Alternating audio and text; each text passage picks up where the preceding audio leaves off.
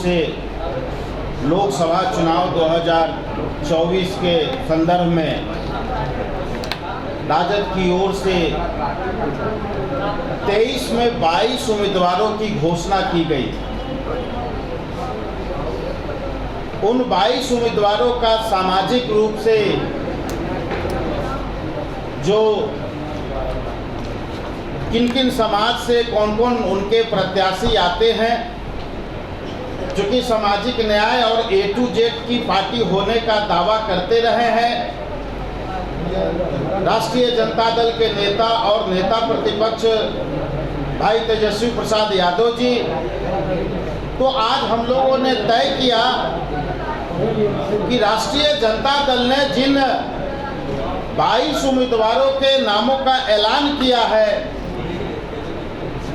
उसमें सामाजिक समूह से आने वाले कौन कौन से ऐसे व्यक्तियों को उन्होंने प्रत्याशी बनाया है, इस संदर्भ में विस्तार से हम आपसे चर्चा करने के लिए आज आपके समक्ष उपस्थित हुए हैं।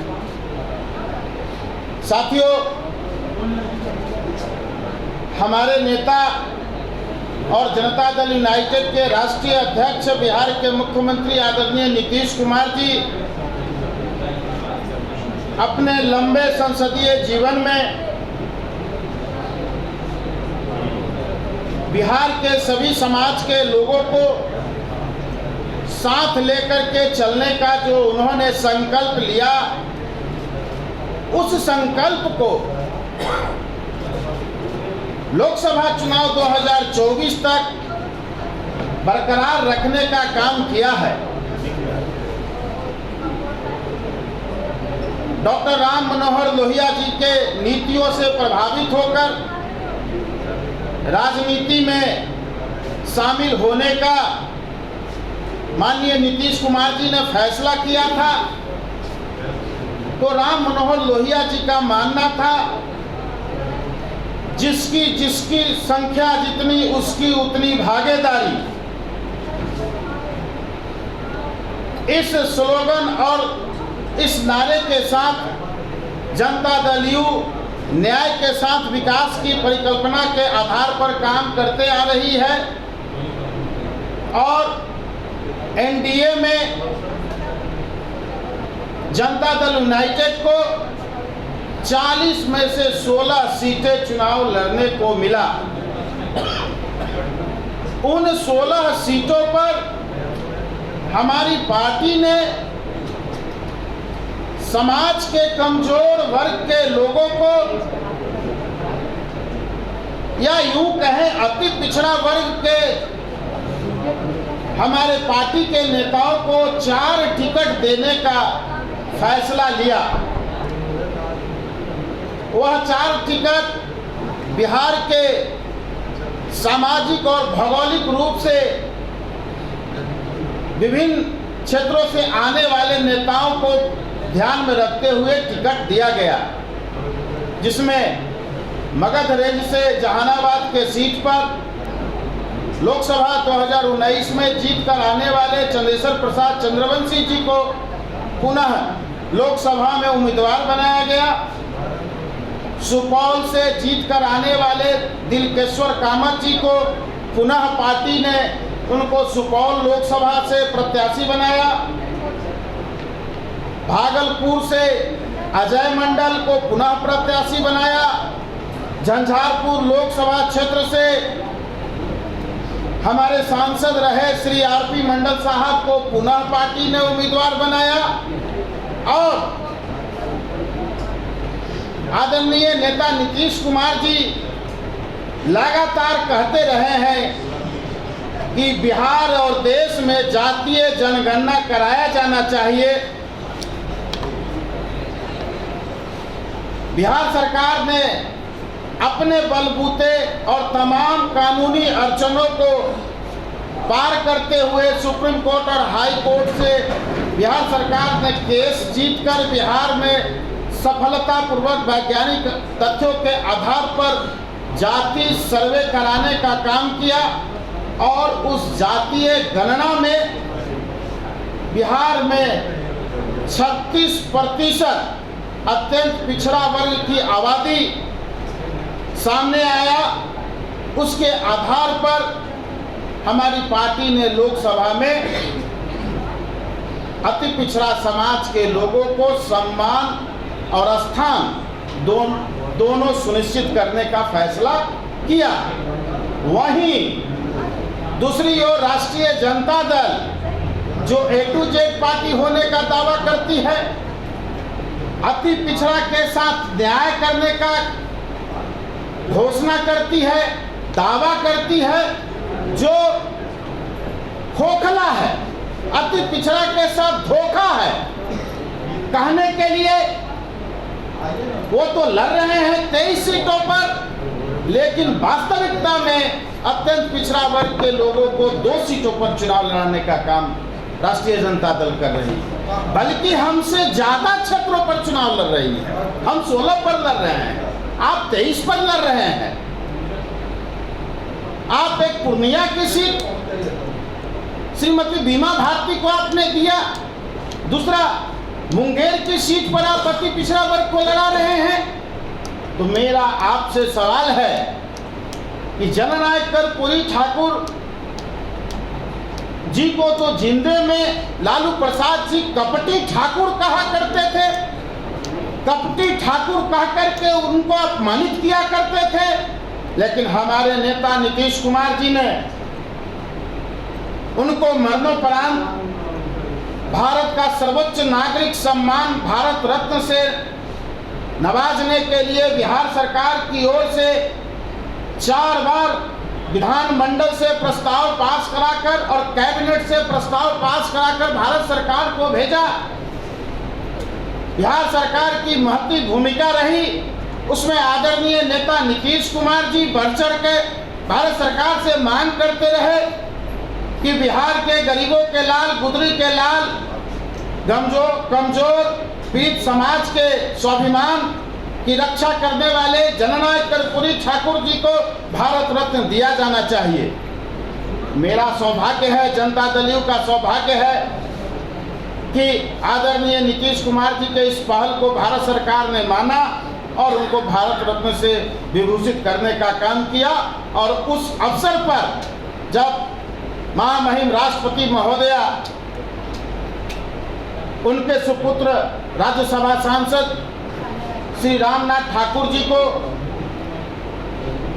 भारत रत्न से नवाजा जा रहा था, जब वो उस पुरस्कार को ग्रहण करने गए थे, उस अवसर पर माननीय मुख्यमंत्री नीतीश कुमार जी मौजूद थे। इस बात का जवाब राष्ट्रीय जनता दल को देना होगा कि जननायक कर्पूरी ठाकुर जी का नाम लेने से सिर्फ काम नहीं चलेगा, उनको आपने अपमानित करने का काम किया है। उनके विरासत पर आप दावा करते हैं, लेकिन उनके बताए हुए रास्ते पर आप चलते नहीं हैं। इसलिए राष्ट्रीय जनता दल इस लोकसभा के चुनाव में अत्यंत पिछड़ा वर्ग के संदर्भ में जो भी दावा करेगी, समय समय पर हमारी पार्टी की ओर से उन तथ्यों का खुलासा हम जरूर करते आगे करेंगे कि किस तरह से विपक्ष राष्ट्रीय जनता दल अति पिछड़ा समाज की हकमारी करता आ रहा था और इस बार के भी लोकसभा चुनाव में इसने जो संख्या है इनकी 22 में इन्होंने 2 टिकट दिया है, किस तरह से हकमारी की है अति पिछड़ा समाज के लोगों की। हमारे माननीय नेता श्री नीतीश कुमार जी ने शुरू से अपने संसदीय जीवन में जितना भी उनका संसदीय जीवन रहा है और टिल टुडे आज तक उन्होंने न्याय के साथ सबका विकास की जो उन्होंने बात की है उसको उन्होंने 100% स्थापित किया है और 100% लागू किया है। और इसका सबसे बड़ा एग्जाम्पल बहुत सारा रहा है, लेकिन अभी वर्तमान की लोकसभा में हम बात करें तो एनडीए गठबंधन में हम लोग 16 सीट पे चुनाव लड़ रहे हैं, जनता दल यूनाइटेड। उसमें हम 16 में हमने 4 अति पिछड़ा समाज के लोगों को अरविंद निषाद जी ने बाइफार्केटेड करके बताया कि कहाँ कहाँ हमारी पार्टी दी है, 4 हमने दिया है। तो एक तरफ जहाँ राष्ट्रीय जनता दल आदरणीय लालू प्रसाद यादव जी या तेजस्वी यादव जी बार बार पिछड़ा या वंचित शोषित समाज के जो बात करते हैं कि हितैषी है, वो एक धोखा, एक छल, उनका झूठ रहा है। और ये इस बार के भी लोकसभा चुनाव में अति पिछड़ा समाज की जो भागीदारी, बहुत नगण्य भागीदारी जो दिया है उन्होंने, उससे यह स्थापित होता है और साबित भी होता है। दूसरी बात, आप लोगों ने एक सुना होगा, हम सब ने सुना है कि मुंगेरी लाल के हसीन सपने एक सीरियल आया करता था।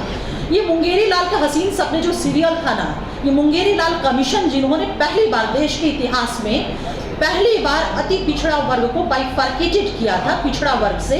ये वो लोग थे जिनकी स्थिति बहुत ही सामाजिक, शैक्षणिक, आर्थिक और सामाजिक दृष्टिकोण से कमजोर थी और बाइफर्केटेड किया था। और उनकी कमीशन की जो रिपोर्ट थी, उस रिपोर्ट के आधार पे हमारे जननायक कर्पूरी ठाकुर साहब, उस वक्त वो सुबह बिहार के माननीय मुख्यमंत्री थे, उन्होंने उस कमीशन के आधार पर अति पिछड़ा समाज को उन्होंने भागीदारी सुनिश्चित किया था। और पूरे देश में किस तरह से मजाक उड़ाया गया था, इसमें तो सीरियल ही बन गया था मुंगेरी लाल के हसीन सपने। उसके बाद जब कालांतर में हम आगे बढ़े और आदरणीय नेता नीतीश कुमार जी की बिहार की जनता ने जब बिहार के मुस्तकबिल के लिए, हर वर्ग अपने मुस्तकबिल के लिए उनको आशीर्वाद दिया, तो उन्होंने मुंगेरी लाल के हसीन सपने, उनके जो रिकमेंडेशन थे जिसको मजाक उड़ाया गया था हसीन सपने कह करके, हमारे नेता नीतीश कुमार जी ने उन सपनों को भी साकार किया। और इस देश में पहला ये बिहार बना जो पंचायती स्तर पे या हर स्तर पे अति पिछड़ा समाज को बाइफर्केशन भी किया गया और उनको उनका अधिकार भी सुनिश्चित किया गया। मैं ये कहना चाहती हूँ राष्ट्रीय जनता दल के लोगों से कि ये कैसा आपका अति पिछड़ा या शोषित वंचित आपका प्रेम है? क्या यही प्रेम है कि 16 में हम 4 देते हैं और आप 22 में 2 देते हैं? देखिए, ये जो भागीदारी दी गई है ना, ये जननायक कर्पूरी ठाकुर को अपमानित भी करने का काम राष्ट्रीय जनता दल के द्वारा किया गया है, क्योंकि अति पिछड़ा समाज की जो भागीदारी है बिल्कुल नगण्य दी गई है। और ये लोग लालू प्रसाद यादव जी और तेजस्वी यादव जी, ये तमाम राष्ट्रीय जनता दल या विपक्ष जो है, ये राजनीति के सामंत लोग हैं। इन्हें अति पिछड़ा की हकमारी करने से इनका अभी तक पेट नहीं भरा। अब तक तो ये जातीय नरसंहार करते रहे, लेकिन अब ये पिछड़े, अति पिछड़े, शोषित, वंचित समाज के लोगों की हिस्सेदारी का भी इन्होंने जो कहीं ना कहीं इन्होंने नरसंहार करने का काम किया है। मैं राष्ट्रीय जनता दल के लोगों से और तेजस्वी यादव जी से मैं चंद सवाल आप मीडिया भाई बहनों के साथियों के माध्यम से करना चाहती हूँ कि देखिए, लालू यादव जी और तेजस्वी जी और राष्ट्रीय जनता दल के डीएनए में है अति पिछड़ों को अपमानित करना। मैं सवाल करती हूँ उनसे आपके माध्यम से कि हमारी party Janata Dal United RJD नेता लालू प्रसाद यादव और तेजस्वी यादव जी से गंभीर सवाल पूछना चाहती है। हम उनसे यह पूछना चाहते हैं कि क्या यही आरजेडी का अति पिछड़ा समुदाय का प्रेम है? आरजेडी यह भी बताए कि क्या लोकसभा चुनाव में अति पिछड़ा समुदाय के लोगों को उनका वाजिब हक न देकर जननायक कर्पूरी ठाकुर का क्या उन्होंने अपमान नहीं किया है? जननायक कर्पूरी ठाकुर को लेकर बड़ी बड़ी बातें करने वाले आरजेडी नेता लालू प्रसाद यादव और तेजस्वी ये भी बताएं कि अति पिछड़ा समुदाय क्या उनकी वाजिब हिस्सेदारी न देकर के उन्होंने क्या समुदाय को छलने, धोखा देने और फरेब करने का क्या उन्होंने काम नहीं किया है? क्या यह सही नहीं है कि वोट लेने की जब बात आती है तो लालू जी और तेजस्वी यादव अति पिछड़ों के प्रति प्रेम तो छलकाने लगते हैं और जब उन्हें राजनीतिक हिस्सेदारी, भागीदारी देने की बात आती है तो आरजेडी नेता इस समुदाय को हाशिए पर धकेल देते हैं। हम आरजेडी से यह भी पूछना चाहते हैं कि क्या आरजेडी का अति पिछड़ों के प्रति प्रेम जो है महज दिखावा है, महज उनको धोखा देना और छल करना नहीं है तो क्या है?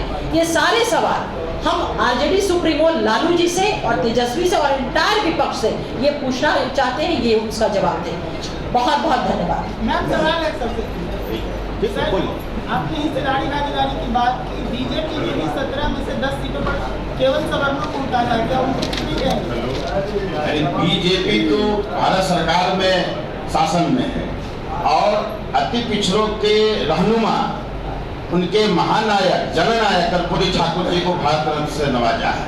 इसके पहले मनमोहन सिंह जी के राज में रेल मंत्री के रूप में कार्यरत थे लालू प्रसाद जी, क्यों नहीं उस शासन ने उनको दिलवा दिया भारत रत्न?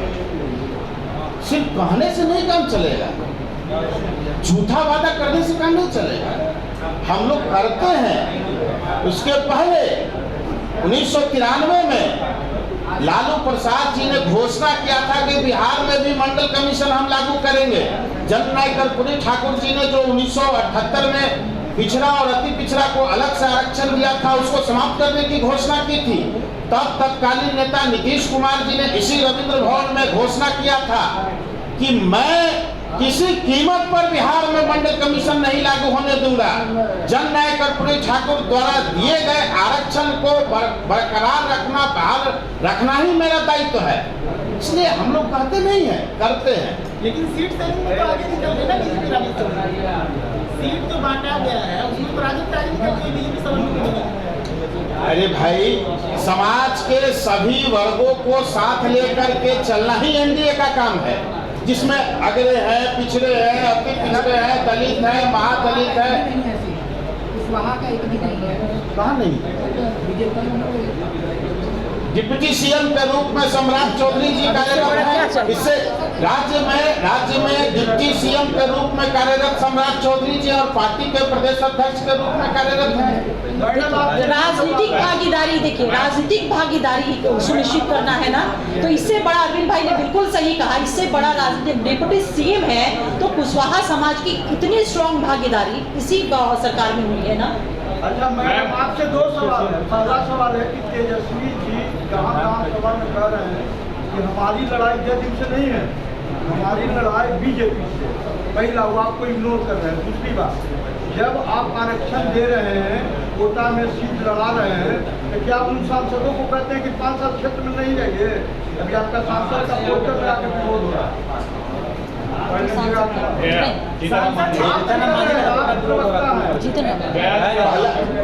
जहानाबाद में आपका 5 साल सांसद क्षेत्र। पहला क्वेश्चन आपका क्या था? तेजस्वी जी जनसभा में कह रहे हैं कि हमारी लड़ाई जेडीयू नहीं है। देखिए, उनको तेजस्वी जी को इस 40 लोकसभा क्षेत्र में अपना खाता खोलने की चुनौती है। नहीं, तो मैं भी तो प्रवक्ता ही हूँ ना। तेजस्वी जी को 40 में से खाता खोलने की चुनौती है। सबसे पहली बात कि पिछले लोकसभा चुनाव में हम लोगों ने 40 में 39 लाया था। बिहार की जनता ने उनको 0 पे आउट किया था, भूल रहे तेजस्वी यादव जी। और उन्हें इस बात का डर है कि खाता इस बार भी चुनौती तो बिहार की जनता ने जवाब दे दिया था अरविंद जी, 0 पे आउट करके। इस बार भी वही हाल उनका हश्र होने वाला है। तो बयान देने दीजिए, शुतुरमुर्ग क्या करता है, आंख बंद कर लेने से चुनौतियां खत्म हो जाएंगी। तो तेजस्वी जी वही कर रहे हैं, आंख बंद कर ले रहे हैं। आप कह रहे हैं कि इग्नोरेंस करने से बिहार की जनता किसी को इग्नोर करती है, तो उनको इग्नोर किया है। नीतीश कुमार जी के लीडरशिप को 2005 के बाद से लगातार बिहार की जनता फुल मैंडेट देती रही है बिहार के उनको विकसित बिहार बनाने के लिए और बिहार के मुस्तकबिल के लिए। अब विपक्ष में है, बोल रहे हैं 0 पे आउट हुए हैं, 0 पे आउट होना है, तो क्या नोटिस लेना उनकी बातों का। नीतीश कुमार जी के लीडरशिप को फुल मैंडेट देती रही है। आरक्षण की बात करते हैं, आपने 2 कैंडिडेट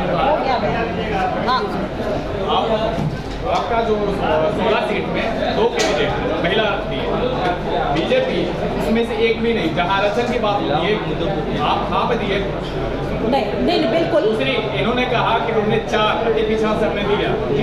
वही कैंडिडेट आए जो पूर्व में थे, विधायक हों या प्रत्याशी, क्या उसमें अति पिछड़ा कोई कैंडिडेट नहीं है? 4 देखिए, सबसे पहले चीज ये जुमा होता है। अब बहुत सारे कोई भी पॉलिटिकल पार्टियां जब सीट या कैंडिडेट डिक्लेयर करती हैं तो बहुत सारा उनका अपना रिसर्च और बहुत सारा वर्क किया हुआ रहता है, जो फीडबैक आता है और बेहतर काम किए तभी तो वो मौका उन्हें मिला है।